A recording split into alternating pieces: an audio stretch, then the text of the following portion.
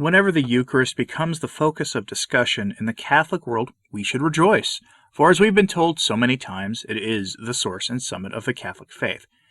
And that's one of the curious mantras that appeared in the Catholic lexicon since Vatican II, and I'll take it at face value to mean that the Eucharist is that from which everything else in the faith manifests, and that it is sort of a external permanent sign of the incarnation of Christ and his sacrificial love for all of us.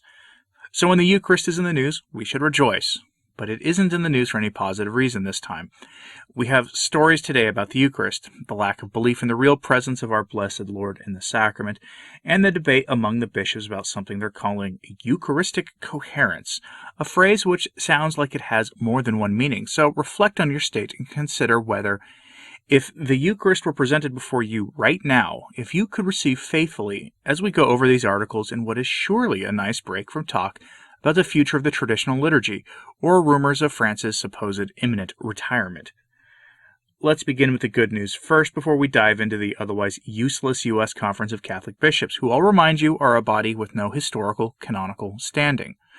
One bishop is pushing the rest of the USCCB on correcting the single largest issue in the Church, lack of belief in the real presence among the lay faithful. I've reported on this before, with independent data saying that only 30% of Catholics believe in the real presence of our blessed Lord, that only 30% of Catholics believe what the Church teaches on that subject. Many refuse to believe the data on that, but anecdotally I've heard from listeners that at Sunday Masses in the last year, their priest would ask for a show of hands from the faithful in attendance of how many of them actually believed that our blessed Lord was really and truly present in the sacrament of the altar. And according to the listeners, rather consistently, you see that only 30% of hands would go up.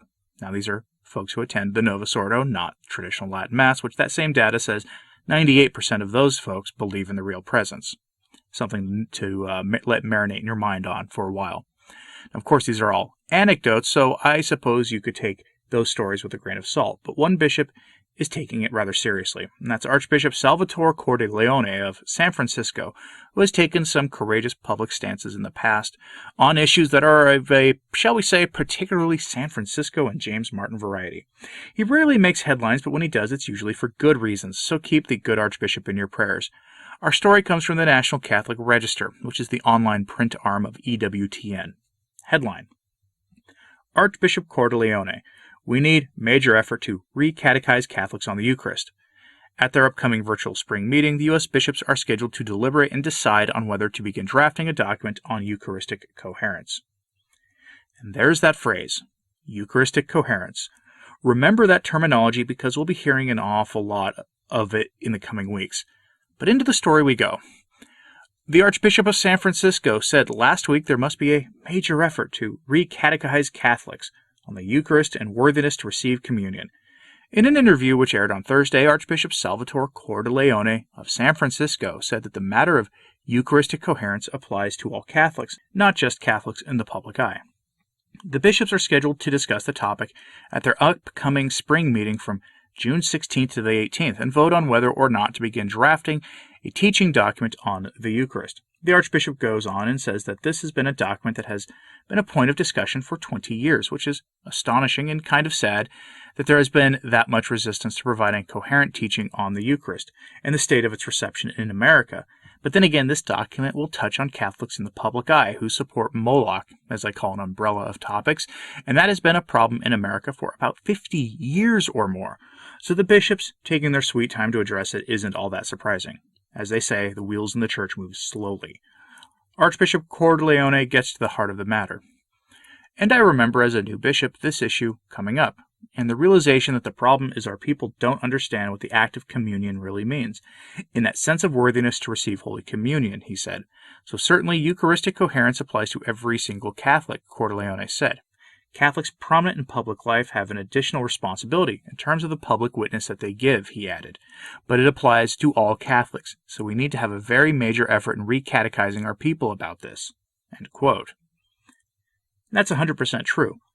I've lamented before about how few Catholics are seen in the lines for confession every week, but how very long the lines are for Holy Communion.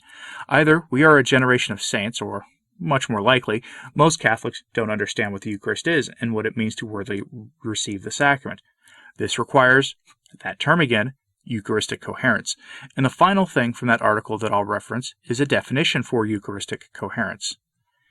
The term Eucharistic coherence, used in the 2007 Aparecida document of the Latin American and Caribbean bishops, refers to the consistency between the way we receive Holy Communion and the way that we live our life, that we need to be properly disposed to receive the Eucharist, Archbishop Cordileone explained. Remember that definition, if you will, because even before this online conference for the bishops has gotten underway, they're already debating this one. In fact, they've been debating this since the 13th of May, the Feast of Our Lady of Fatima. And why is that? Because on that important and overlooked day in the life of the Church, a letter was circulated among the American bishops demanding that the bishops table the discussion on worthy reception of Holy Communion. What timing, guys, really? From Pillar Catholic, we get this. Headline: Signatories on letter opposing USCCB vote on Eucharistic coherence include 5 cardinals, 6 archbishops. Who are the 5 cardinals? Well, in America, there are only 6 cardinals total, and they are Boston's Sean O'Malley, Chicago's Blaise Cupich, Galveston, Houston's Daniel DiNardo, Newark's Joseph Tobin, New York's Timothy Dolan, and in the Imperial Capital's Wilton Daniel Gregory. And so when you see their names lined up like that, it really is illustrative of the state of things in the Church in America. And while we don't know who they are, I will go out on a limb here and suspect that the one who didn't sign it was Cardinal Daniel DiNardo. Just call it a hunch. Now, the Pillar Catholic piece provides some insight into this. The signers of a May 13th letter, which pressed the U.S. Bishops' Conference to suspend its conversation on Eucharistic coherence, include 47 diocesan bishops, 5 of whom are cardinals, along with 21 auxiliary bishops. The letter, sent May 13th to Bishops' Conference President Archbishop Jose Gomez, urged that all conference-wide discussion and committee work on the topic of Eucharistic worthiness and other issues raised by the Holy See be postponed until the full body of bishops is able to meet in person. The serious nature of these issues, especially the imperative to forego substantive unity, makes it impossible to address them productively in the fractured and isolated setting of a distance meeting, the letter's signatories wrote. End quote. The Eucharist and worthy reception of the sacrament are serious issues. Anything touching on the sacraments is, especially when we consider sacrilegious reception of any of them. But notice that they want to punt on this issue until the full body of bishops meet later this year. Sad, really. The Pillar received a copy of the letter and independently confirmed its veracity with its sources, which these days isn't good enough for some people out there, but I have the full text of it on your screen for those of you watching on YouTube. And for those listening on Spotify, Anchor, Podbean, or anywhere else you can find the show, or for those of you who might be listening to this while driving, here's the text. Dear Archbishop Gomez, having now received the May 7th, 2021 letter from His Eminence, Louis F. Cardinal Ladaria, Prefect of the Congregation of the Doctrine of the Faith, we respectfully urge that all conference-wide discussion and committee work on the topic of Eucharistic worthiness and other issues raised by the Holy See be postponed until the full body of bishops is able to meet in person.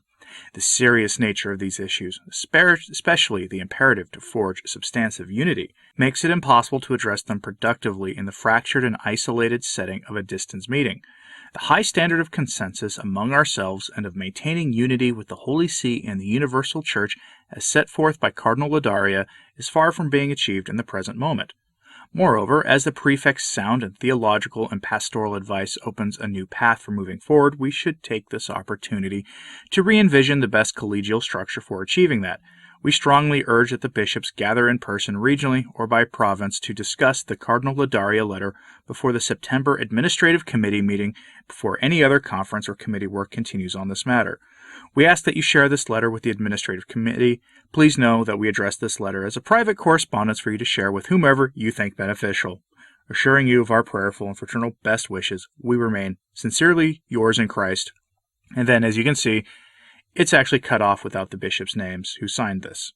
The Pillar chose not to include the names of the bishops in question, which I suppose is their call to make. That having been said, it would be nice if they addressed this now, since America is the epicenter of this issue in our time, with Caesar being such a devout member of the flock, or so the opinion makers constantly remind us, while also publicly doing everything he can to empower Moloch and enervate the forces of our Lord standing up for that topic.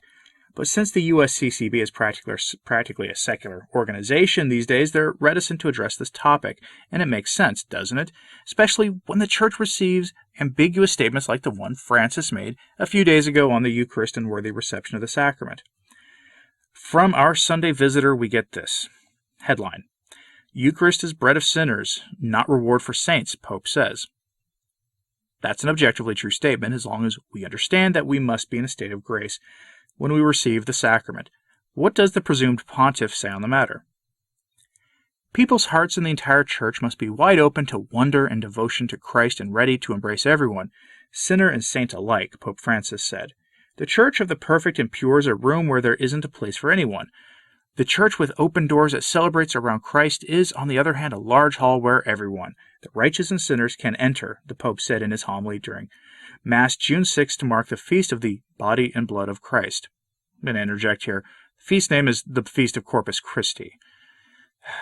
This allergy to Latin that we see so much right now anyway. Continuing. The Eucharist is meant to nourish those who are tired and hungry along the journey. Let's not forget this. God makes himself small like a piece of bread, so humble, hidden, and sometimes invisible, that it is necessary that one's heart be large, open, and vigilant to recognize, welcome, and adore him, the Pope said.